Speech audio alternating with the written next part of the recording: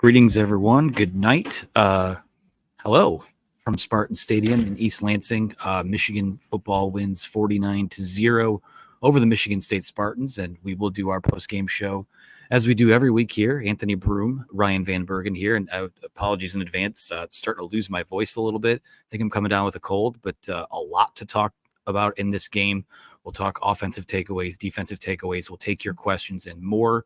The one thing I will say, but we'll get to it later. But Ryan Van Bergen, I mean, coming off the week that was, not a whole lot of juice early on in the week. Things pick up late in the week with other storylines not quite related to the MSU game. But, I mean, this was a complete, the most complete performance of the season, 49-0, offense, defense, special teams. Everything was firing.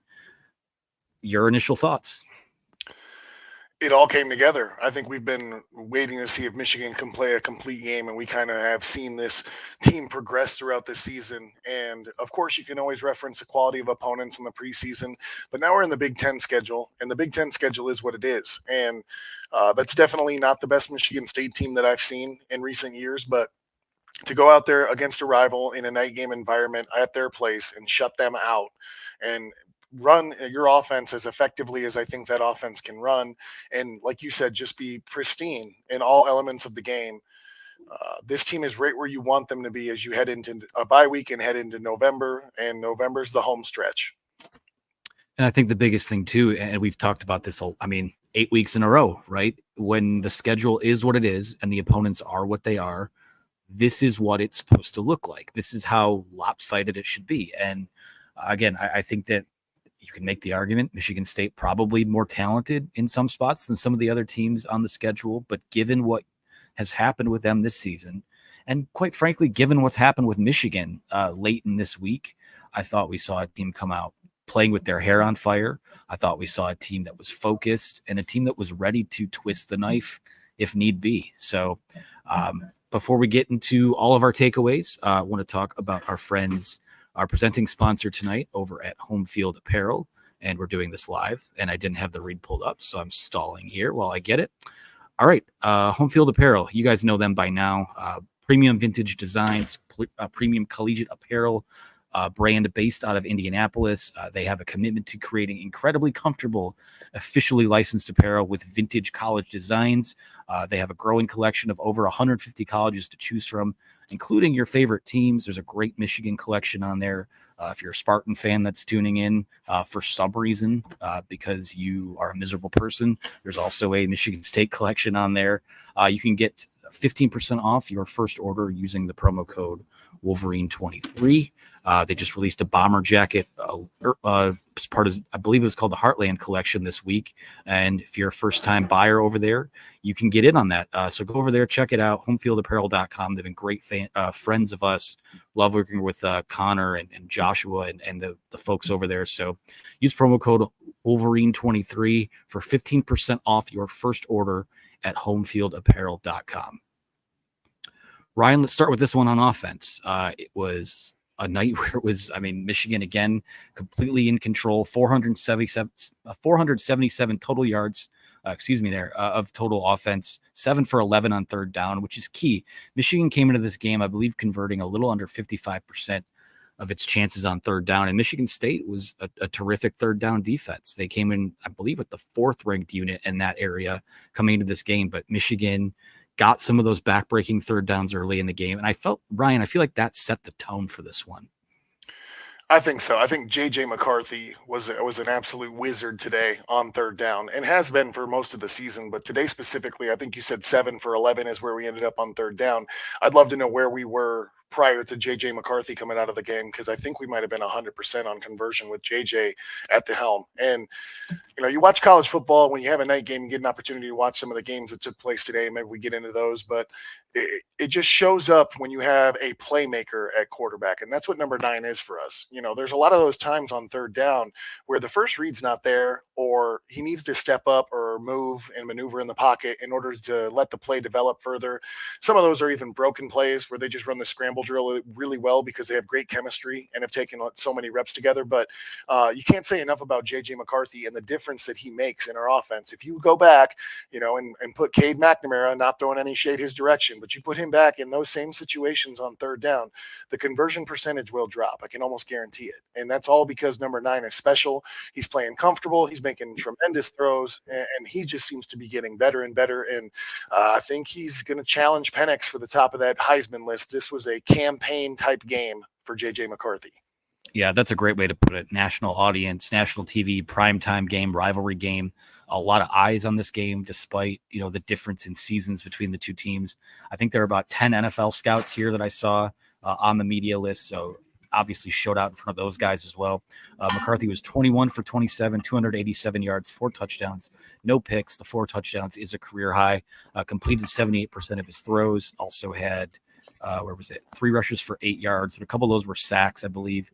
He had the rush for 16 yards. And man, I mean, it just feels like when they get him moving, when they get him on the run, it's more dangerous to defend because he sees the field. He does a great job of keeping his eyes up the field. And tonight, Michigan State did a pretty good job taking away the run game.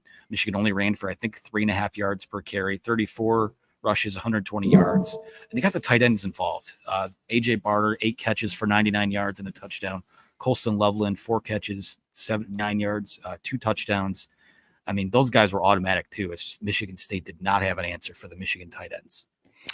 I feel like they were definitely going to not allow us to just run the football methodically down their throat. And we said, okay, we'll distribute and we'll get our weapons involved. And our weapons today happen to be Barner and Loveland. And Roman Wilson still comes away with another touchdown. Roman Wilson can have an 80-yard receiving, 100-yard receiving game and 1 touchdown, and we might forget about him because it's just regular and routine for Roman Wilson to end up in the end zone. But I think if there's any recruits, I don't follow recruiting as tightly as some of the folks that watch us, but if there's any recruits that were tight ends that were on the fence about Michigan, I think they just got a little bit more favoritism after watching today's game. But it just goes to show you that Michigan can hurt you in so many different ways, and you got to pick which poison do you want to slow down because you're going to have to slow us down in some respect, but we've got another place to go with it, and we have an answer. And shout out Sharon Moore for just continuing to develop and make our offense more dynamic. We have a $4.99 super chat here from Cameron Stokes. Our buddy Cameron says, shout out to the backups for preserving the shutout. It had been close for a while, but finally did it and did it over a rival, which makes it 10 times better. Yeah, those guys played well, offense and defense. Jaden McBurrows, after what happened last year in the post game where he gets his face busted in like a carton of eggs, gets his first career pick in garbage time. So that was kind of cool to see. What'd you make of, we'll get to offensive and defensive effort, but defensive effort, but with the offensive backups, those guys continue to kind of come in and execute, and they have done that since Big Ten play started. It's what we've talked about when it comes to the depth that Michigan is playing with this year, and there are guys getting significant reps in the third quarter. I can't think of the last time. There's been some lopsided games in rivalry games, Michigan State. But I can't remember last time when we shut them down, or I think Sainer still had the touchdown, I think, to open up the third quarter. But regardless, I was considering, are the starters even going to come back out on the third quarter? Are they even going to play in the second half? And they ended up playing, I think, 1 series. But the opportunities that these guys are getting to get significant game time, I think just is more credit towards the coaches and how these players have embraced one another. These guys aren't on the bench just hanging out there watching the big screen. J.J. McCarthy and all the starters are on the sideline right there, hoping not to get a sideline warning because they're celebrating their teammates. And it's awesome to see not only these guys getting time, but then it's also productive time and something that I think is going to build the foundation in the future for some of these young guys that are getting reps. Let's talk about the topic we tend to hit on every week. Donovan Edwards, only 6 carries for 14 yards. But again, I liked how they used him in the passing game. I think when you look at from a play calling perspective, when you look at it from a how do you use this guy in the offense perspective, I think the best way for them to do that is you get him a full head of steam and get him with green grass in front of him. And I like you talk about Sharon Moore being in his bag, so to speak. I like how they used him tonight, even though it doesn't really show in the box score. There's 23 rushes from our starting guys, that our starting backfield, 23 rush attempts. So there's just not a lot of opportunities. I thought that you saw one good burst where we saw the Donovan Edwards speed and it looked to me like we've had questions whether or not he's full speed, and I don't think that's the case. I think, or that's an issue. I think he is full speed, but I think they're starting to get him more touches and focus on where his touches take place and the direction of the play.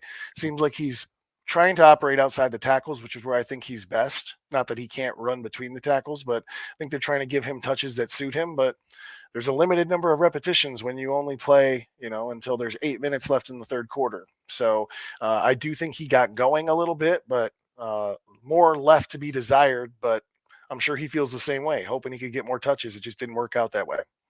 Yeah, and no one, when you talk about Blake Corum too, no one's going to go crazy over 15 rushes for 59 yards. But again, as efficient as you can be, given that, all these defenses are going to key in on Michigan, and if Michigan's not taking advantage through the air, then that's borderline malpractice. So again, solid night from those guys. Offensive line, a couple sacks you don't want to see, but kept those guys clean for most of the night.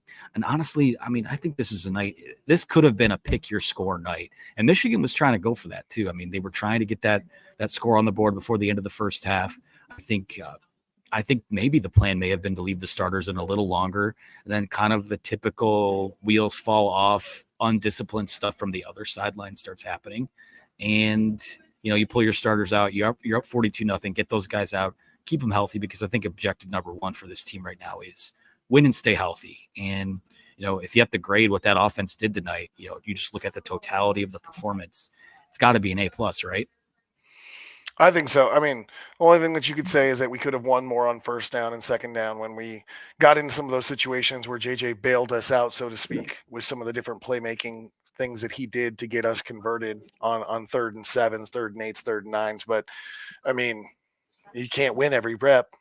So I would say at least an A. I don't know if I throw the plus on there. I'm a rough grader, but definitely an A performance.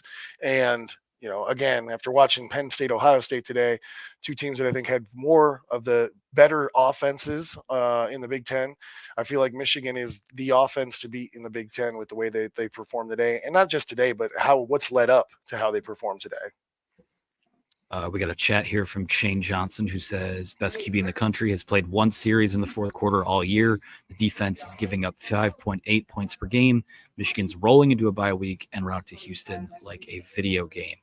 Yeah, that's the craziest thing. I mean, we keep, you want to, at some point, it's great to see how your team might respond in a 4-quarter situation, but they're doing all this. And again, with 5 minutes to go in the third quarter, you're starting quarterbacks on the bench, and you're starting to rotate some of those backups in. So again, I mean, I can't, when you look at the JJ's not putting up the video game numbers because he's not playing 4 quarters, first of all, but in the opportunities they give him to run this offense, they're leaving very little meat on the bone. I mean, there are times where you see the kind of call off the dogs in terms of play calling, last year to get a guy like Jake Moody. You have Jake Moody, who's always automatic.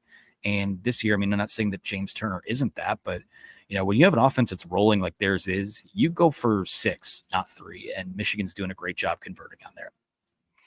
Yeah, the other thing, the red zone conversion is just crazy. I mean, that's something that we had struggled with in the not so recent past. And I know they threw a graphic up there. I got to watch the game broadcast today, but they threw a graphic up there of, JJ McCarthy with him at quarterback. I think we are going to score a touchdown on 60% of the drives. And if you get to the red zone, that number goes up to like 80, 90%.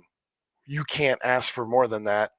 From an offensive perspective, that's as dangerous of a threat as you get. At this point, it's just about what frequency at which can they score, and great problem to have. All right. Any other lingering thoughts about the offense? Tyler Morris had a few drops, which, I mean, you don't want to see. So yeah, I guess maybe I'll go with Professor Van Bergen and take the plus off of that offensive grade. But still an A on the night. Any other thoughts from you? I just think the tight ends need even more love than what they got. They did great in the receiving game, but the way that they block, especially Barn, I want to say Barnhart, but that's the right tackle. You know how I do with these names, but the tight ends are offensive linemen on this team anyways. So yeah, well, I mean, the blocking that they have, and then fullback position, throwback to, I don't know, early 2000s, but Bredesen at fullback, you get into the red zone. If I was a defensive coordinator playing against Michigan, I'm going where 44 goes, but I better have a dog that's going to go hit that guy. Because if you watch 44 go into the line of scrimmage, Blake Corum just nestles up to 44 and follows him in to green pasture because that dude's a wrecking ball. And I feel like the fullback is a forgotten position. We're in the era of the tush push as opposed to hard nosed fullbacks that have bloody noses. And Bredesen deserves a little shout out because there's a lot of times that we just throw him in front of Blake Corum and we're getting 6. Yeah, no other thoughts from me. I mean, A marks all around for the offense. That's empty the tank before a bye week. That was something that I think Blake Corum discussed earlier this weekend. Mission accomplished. So we will talk defense here in a second. I want to do our second ad read of the night, though. Shout out our friends over at Caldera because, guys, your glow from this game is going to wear off eventually over the bye week. And guess what? Season's greetings are upon us almost, more like season's compliments, because compliments are guaranteed after making the leap to skincare with our pals over at Caldera Lab. And I'm talking about how you look today and 20 years from now. The results are incredible in little time. Men's skincare and Caldera Lab are the perfect pair for you to look and feel your best. Super easy to add to your morning routine and your nightly routine as well. Clear skin, less wrinkles and signs of aging, enough said. So Caldera Lab Skincare, join the other 100,000 men who trust our pals at Caldera to make your best first impression this fall. So for our audience, we have an exclusive deal to get in on the regimen, which is 3 products: the clean slate, the base layer, and the good. The clean slate starts and ends your day. The base layer is your daily moisturizer to hydrate your skin. And the good is the multifunctional serum at night that helps your skin look tighter and smoother. For Michigan fans, we have an exclusive deal. Use promo code MISH23, MICH23 at calderalab.com and get 20% off right now. Get 20% off with promo code MICH23 at calderalab.com. Make an unforgettable first impression with the best gifts this holiday season. It's almost November. You got to start thinking about that, guys. So 20% off at calderalab.com with promo code MISH23. Defensively, Ryan, you had to love this. First shutout of the season. They've been working so hard for it. A couple times the backups have kind of let that slip away. It's the first shutout in a game that Michigan's had since the UConn game last year, which sadly enough for Michigan State running back Nathan Carter, he was part of both of those games. Total yards, again, we talked about 190 yards of offense for Michigan State, 133 of those yards through the air, 57 on the ground, held Michigan to 28 carries for 57 yards. It's an average of 2 yards a carry. Caden Hauser, a lot made about his second career start, 12 for 22, 101 yards, and the pick 6 to Mike Sainristil. Overarching thoughts about what you saw on the defensive end tonight? Dominance, and not that we didn't expect them to dominate. I think Michigan State is no secret that offensively they're no juggernaut and have not been. They've been working to figure some things out, but they've got some playmakers on their side of the ball. They're on scholarship just like the Michigan guys, and I thought you saw them come out and try to play their best game, but just unable to execute because they're outmatched, across the board. And it's so amazing where we're at 8 games into the season. I mean, I think I was trying to think of what these weird statistics are because there's just so many that I feel like go back historically that you've never heard of before. But Mike Sainristil has almost outscored all opponents 8 games into the season because he's got 2 touchdowns, and I feel like the starting defense has given up 3 or 4, but 3, I think. So that's. I will go to our stats and information department on that one. Even though we have to debate it, is insane. I mean, that's just the amount of times the team has been into our red zone. I don't know if anyone's been into our red zone. I'm sorry, or inside the 10, inside the 10, maybe once. And we're 8 games into the season. We're going to be in November, and no one has taken a snap inside the 10-yard line. I don't know that that's ever happened. And there's just a couple of those things that you could go through, maybe more than a couple of, I don't know if I've ever seen this before. They're doing something I've never seen before. And they do it week in and week out, and they seem to be getting better. Some guys takeaway wise that I thought you have to mention were the edge rushers. I thought Braden McGregor, Derek Moore, I've Josiah Stewart all showed up at the edge rush and made an impact in the game. But I think you could say that about a lot of the guys had impactful plays. But consistently, I thought the edge guys really showed up today for the defense. Yeah, it was. I wasn't keeping a ton of tabs on this throughout the game, but you look at the box score and only 2 sacks on the night, 8 tackles for loss. Maybe this is where I felt like the disruption mostly was, but felt like they had more than 2 sacks on the night. But Josiah Stewart continues to come on. Derek Moore has just quietly, maybe not so quietly, played extremely well throughout this year. Junior Colson leads the way with 11 tackles. Really solid night for him. Again, we talked about Jaden McBurrows. Go ahead and give him a game ball, I guess, for the pick late in the game after what happened last year. But you look up and down the board. I mean, there was just, Michigan State didn't exactly bring an elite bevy of skill players into this game, but I mean, very little room for those guys to make plays all night. Nathan Carter, I think, is by far right now maybe their best offensive player. Just nowhere to run for him behind that offensive line. Like how hard he runs. He caught my eye in that UConn game last year, but yeah, it's a shame that he kind of maybe downgraded his situation in that regard. But yeah, just all night, it's hard to even pinpoint area. Michigan State was 6 for 16 on third down, 0 for 3 on fourth down, 3.3 yards per play. I mean, God, it's you look up and down this box score. Time of possession, Michigan led 32-52 to 2018 for Michigan State. The 2 turnovers for Michigan State. Just about as complete an effort it gets. I mean, obviously, when you put up a goose egg, it is the most complete defensive effort of the season. It is, and the other part of it is they're generating turnovers. There were tackles for loss, there's sacks, anything statistically that I feel like you could look at to try and poke a hole in a complete performance for a defense. I would challenge someone to tell me what mark they didn't hit in this game. So the defense, and that's the other thing that I think is just it's kind of amazing to me. It's just been fun to watch is the development. We sit on this podcast after every win so far this year and talk about, well, here's where they can improve. Here's not to nitpick, but here. And we're not the only ones doing it. These guys every week you can tell are looking at their film and just trying to figure out ways that they can improve and get better. And the culture of this team is something that I feel like is starting to kind of ooze through, and you can feel it as a fan. You can understand how special this team is, and the defense is no exception. I feel like the defense, the 30 or 40 guys that get to play in each and every game for the defense are just very solid and have great chemistry, and they enjoy watching each other find success on the field. I gotta ask because it was so thorough, because in a lot of ways it's looked like it has all season. I got to turn my attention to the rivalry here a little bit. And, about halfway through, or not even halfway through the third quarter, it was on the Mike Sainristil pick 6. You start to see the wheels kind of fall off in terms of composure from the other side.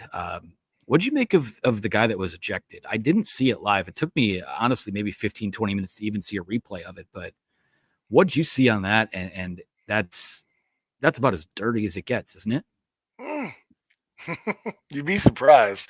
That's as dirty as it gets in the open field, but when you're in a pile of guys, some different things will happen. I've been a part of a lot of those Michigan State games, and I've seen some of the different things that have happened and been told stories from other guys.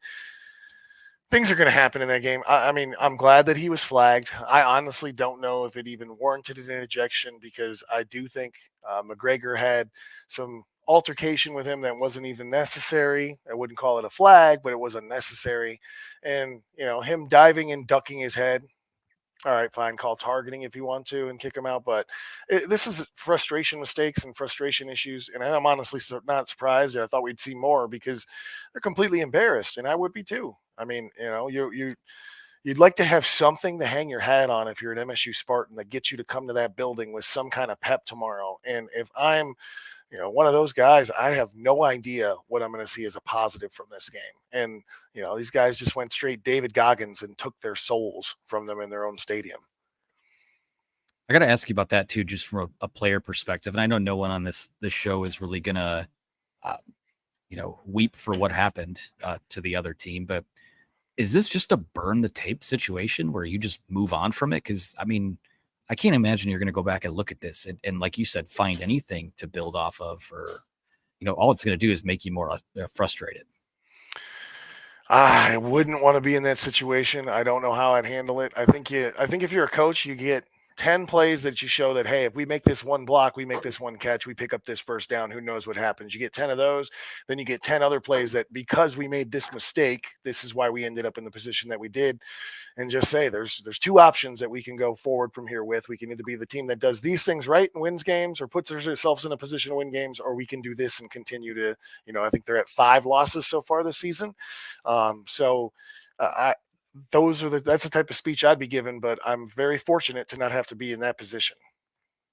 Absolutely. Any other things stick out to you on the defensive side of the ball? Again, it's hard to pinpoint anything because I feel like we just repeat the same thing every week on here. I feel like I really am impressed with Jesse Minter and some of the play calling we have defensively, because I think that it'd be very easy to get baited into playing vanilla or playing basic or playing, an umbrella coverage when you get up by 2 scores, 3 scores, especially when JJ's out there cooking.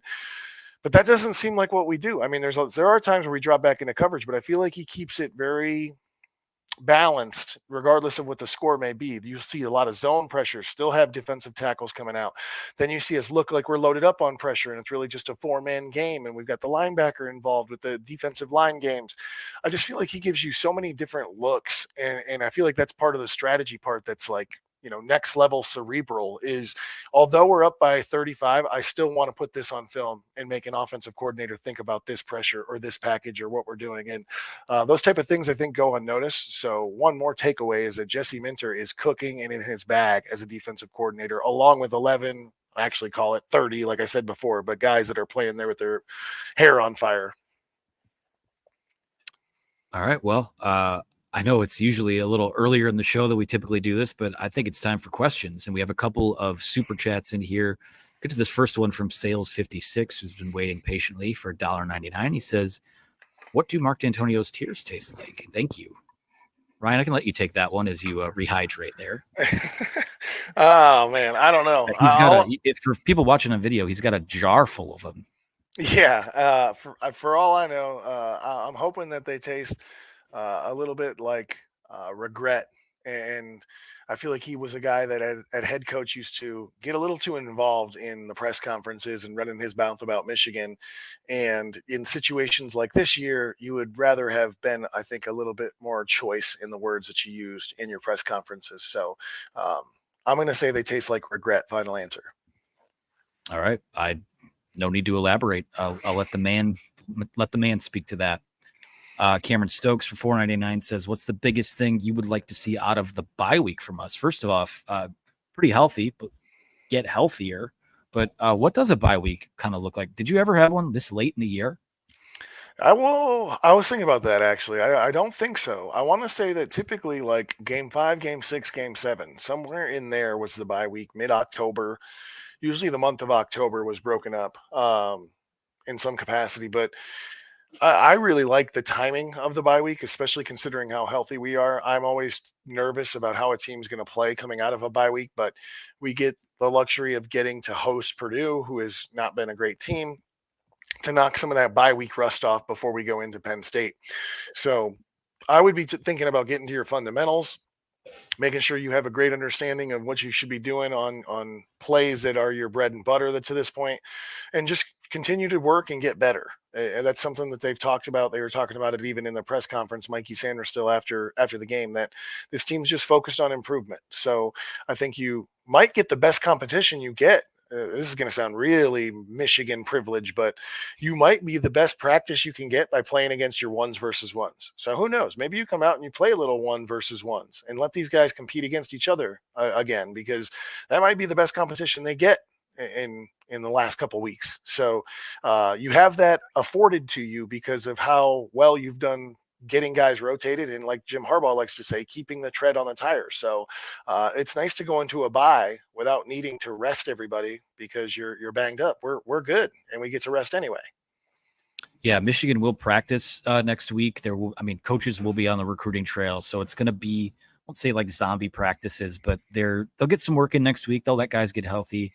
From my perspective, if I'm in that building, next week is a mental rep week for Penn State, Ohio State. I think there's going to be a lot of, certainly they're going to go back and watch the film from the game earlier today. Maybe we get your thoughts on that a little bit later. But get healthy, get those mental reps, let things calm down a little bit. kind of I won't even say tumultuous isn't the word, but kind of just a crazy last few days, which I tend to believe that, and we'll talk about that here in a second too. But I tend to believe the players didn't really pay attention to a lot of it, but just a chance to take a deep breath. I mean, 8 weeks in a row, coming off of whatever 4 weeks, 5 weeks of fall camp.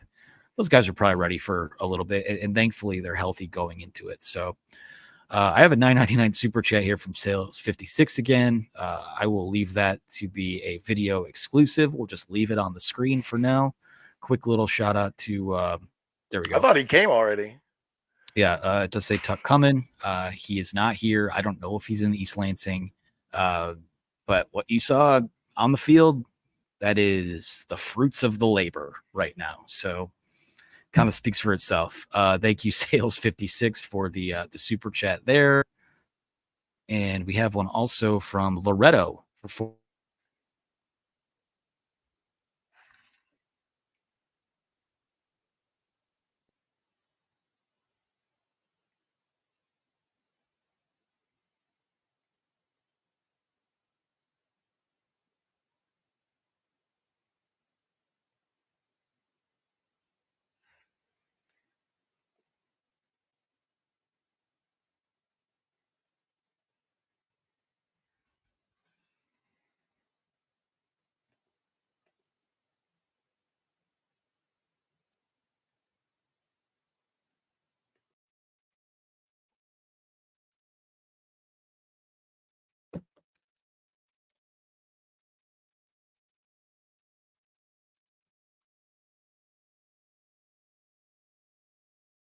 Did we lose Ryan? All right. Ryan is gone. Ryan's back. We're good. Someone stole the signs up here. What can I say? That's what happens if we do it live. So yeah, back to Loretto's question. Sorry, guys. Back to Loretto's question for $4.99. Jesse Minter seemed to dare them a few times in the soft zone, but State didn't do anything about it. What did you see with Jesse Minter's game plan tonight? I thought he was going to make this quarterback. I mean, they're playing a young quarterback, and I feel so bad almost that they had this young guy come in and have to play against the buzzsaw that is the Michigan defense. But I thought you saw him. I think early we saw that they're going to try and run the football, and the UConn transfer was running hard. And I think that if they would have found more success with him, could have maybe gotten something going. But I think Jesse Minter rolled another guy into the box and then started to show some different mix of pressure and zone drops and was going to make this kid make a throw. And to the defense's credit, one, we may not have got a lot of sacks, but we were in his lap and making him uncomfortable. That was really easy to see. But the other thing was that I feel like they had so many times where they're behind the sticks because they were trying to run first and second down. So I love what Minter's been doing defensively. I don't know how you could possibly complain about it. We're number one in the country, so he's doing something right. Absolutely. Thank you, Loretto, for the question. We'll just kind of go rapid fire here. There's a lot in the queue right now.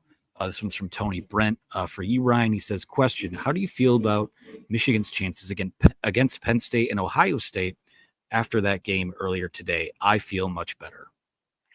I feel great. I mean, I think besides Marvin Harrison Jr., I think the highlight of the second half of that game was a 75-yard rolling punt.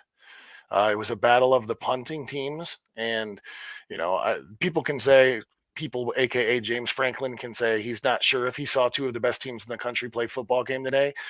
He saw one of them play, but it was at 7:30 this evening in East Lansing because his team is a burning dumpster fire offensively. And I think that they're going to be, unless they have something really special that they just had a really off day, their offense was really bad. And I feel like Ohio State, they played good defense against a team that couldn't throw the ball more than 20 yards down the field. So I think Penn State, Ohio State both have a lot more deficiencies than what Michigan has shown. So I'd be more worried if I was them than I am worried about them. All right, Cameron, I see a super chat from you. I'm going to take two from the regular chat and go right to you just to clear this out a little bit. Blue Tarot asks, does anyone think it's possible JJ stays one more year? I mean, it's possible. I mean, these guys are making more money in college, so anything's possible. But no discredit to you, sir, or ma'am, but I don't care. I'm more worried about this year and what we get done this year. Yeah, again, It's possible. It all depends on fit. All depends on maybe what their draft grade is. It's a deep quarterback class, so maybe you come back and you fight it out for QB1. I mean, who knows? In a certain set of scenarios, Michigan finds a way to win this whole thing, and he blows up and he's QB1 this year. I don't know that I buy that yet, but maybe he comes back for that in 2025 or 2024, but we'll see. This one's from BP. Says, Anthony, do you remember your pod after the 2020 MSU game? They've come a long way. Yeah, that was the COVID year pods that I was doing by myself. Was therapy was required during the spring of 2021. Gave me a lot of gray hairs before my 30s, but yeah, come a long way. Can't believe it. Math is hard. 33-3 in the games, or in overall since then. Pretty wild to see. I said this I'm not looking to jinx it at all. I said this in to Clayton on the car ride over here. I haven't seen Michigan lose in person since the Citrus Bowl when they played Alabama. Wasn't at any of the COVID games. Wasn't at the Michigan State game in 21. Wasn't at either of the college football playoff games last 2 years. So I don't know. I'll maybe open up the Venmo. You guys can add to our travel budget, and I'll make sure I'm there for all of them. But yeah, it's been a crazy ride. William Flanagan, do you think Jim's contract gets done within the coming weeks? I would have felt a lot different about that coming into, if there wasn't a alleged illegal sign stealing thing going on right now. I think that's kind of on pause for right now. And, just to address that really quick, and we'll get to Cameron's super chat. We're going to go into it more in depth on the Monday show. I don't really want to earmark time during the post-game pod for this, but given that this will be the last time we speak for 2 weeks, Ryan, just your initial thoughts on what's going on there. Oh, I've got a lot to say, and I don't want to go too much into it because this is more about what we saw today in the game. But Sure. If the NCAA has solid evidence, then you need to come forward with it, and you need to come forward with it in a hasty manner, because to me, this is you're setting a very dangerous precedent that if a team seems dominant in their conference, if you can just claim, hey, they're cheating, and whatever the case may be, sign stealing, whatever they're calling for this time. But think about the cloud that puts around a program. And, if they have to cooperate with this investigation, Jim Harbaugh, some of the assistant coaches, they're taking time away from their players to cooperate with this investigation. To me, it seems, unless they have damning evidence that they can procure in the next day or two, then they need to leave this alone till the end of the season. Because to me, it makes no sense, from my understanding, that a team that we beat 2 weeks ago handily now has an issue with something or the methods that were being used. And I hope there's no truth to it. I also think that in general, stealing signs as the concept is absolutely been a part of the program for 30, 40 years. There's been people that are designated to lip read on sidelines has happened. That's why coaches put the thing over their face when they're in the NFL giving their play calls. People have done wristbands. You see times where there's guys with yellow hat, blue hat, red hat doing signals so you don't know who it is. Why do they do that if they don't think that someone might try and steal their signals? Because it's a common aspect of the game that has happened all over the place. And some people would even call it scouting. So I've just got an issue with the negative light that it throws over the Michigan program in a time where we should be celebrating and feeling good about what our team has done. And if they don't have some damning evidence, then they need to leave this alone, and they need to do it quickly. Sums it up pretty well. Like I said, we will talk more about it on the Monday show with the team site writers, but yeah, figured it was worth throwing in before I got a comment. Oh, the Michigan postgame didn't even, they brushed it over. There's not a lot of information on it right now, so I'm not gonna play the game. I'm just not. We'll get to it later next week. Cameron Stokes, I'll get to your super chat now. He says, I'm trying to nitpick. Well, first off, Cameron, don't try to nitpick. That's a good way to make yourself miserable. But he says, I still think some of our tackling with the LBs and DBs need work. Too many arm tackles and not wrapping up. Again, I'm nitpicking. Is there merit to his nitpick, Ryan?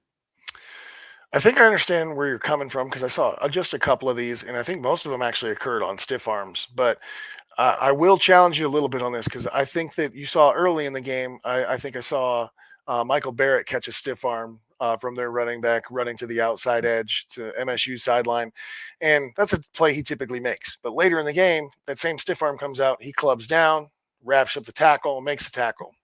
And let's not discredit. It's no disrespect that I can't remember his name, but number 5 from Michigan State. Uh, he played his freaking you know what off. He was running the ball with as much as he had in him because, from what I understand, he's a Michigan kid that wanted an offer from Michigan. Like he is the prototypical Michigan State kid that when they play Michigan, they are going to have the biggest chip on their shoulder you've ever seen, and I love to see it. But so he ran through Michael Barrett arm tackle, and I feel like on the edges there were some. But I will say this: I would challenge you to show me what the yards after contact are for any team, even in this game for against Michigan State's defense, and how that compares to some of the other teams. I'd be willing to bet my chips on the fact that Michigan has a low yards after contact average, and that's because I do think they rally to the ball. They do make good tackles. There were a few today that I understand where you're coming from, but in general, the Michigan defense is a great tackling defense. All right, thanks, Cameron. We will go now to Nathan Tuckfield, who says, will JJ still be in true Heisman contention, even though he hasn't played all 4 quarters in every game this year? I think that talk's going to pick up a little bit. And I do think that, sometimes they send 4 guys, sometimes they send 5. If there's 4 or 5 guys they send, I think he'll be there. I think he'll be there, especially if Michigan can finish off November the way I think they're capable of finishing off November. I think they're capable of going to Penn State and running the table there. They're capable of running the brakes off of Ohio State. And I think people thought they were capable of it, but I think they're very capable of it at this point in the season. So I feel like he shows up in those games big and has another 5 touchdown performance in some of those bigger games. It's going to be hard to ignore a JJ McCarthy. Now, I do think that the concern is warranted that he's not going to have the same production and statistics as some of the other quarterbacks that may be there at the end of the season. But I think some of it has to go to your leadership and what you mean to your team and playmaking ability. And there's not anyone doing it better than number 9. I'm going to take this question from Adam Shepardson, and I think this might be where we leave it. I actually have one more comment to make after the question, but RVB as a pass rusher. From Adam, he says, how demoralizing is it for a defense to have a QB carve you up, escape pressure, and make plays like JJ did tonight?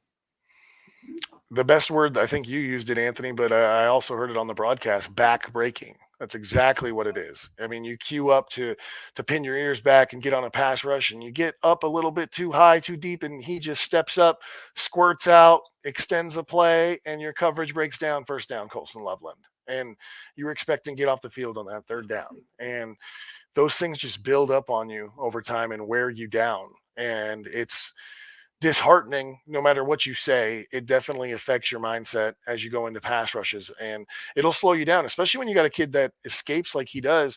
All of a sudden you slow down on your speed rush because you're afraid of opening up a gap that he may slip through, and then all of a sudden you're not rushing with 100% intensity like you normally would be. So he is definitely getting into the heads and affecting the play of the defenses that he's going against because of what he's capable of doing, especially on 3rd downs. Today, to me, the 3rd downs really stood out of how much of a playmaker he is and can get the chains moved.